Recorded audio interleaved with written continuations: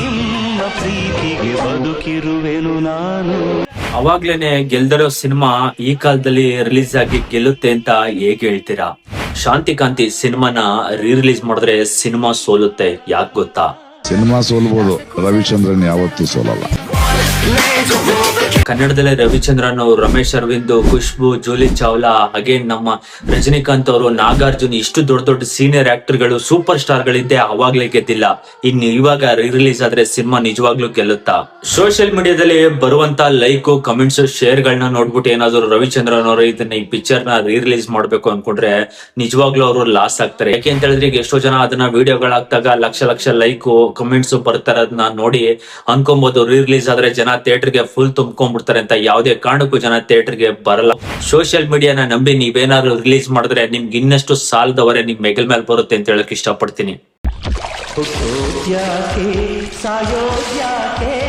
ಏನಾದರೂ ಸಾಧಿಸಿ ಹೋಗೋಕೆ. ನಿಮ್ ಪ್ರಕಾರ ಈ ಸಿನಿಮಾ ರಿಲೀಸ್ ಆದ್ರೆ ಗೆಲ್ಲುತ್ತಾ, ಹೊಸ ಇತಿಹಾಸನ ಸೃಷ್ಟಿಸುತ್ತಾ ಅಂತ ಕಮೆಂಟ್ ಮಾಡಿ ನೋಡೋಣ.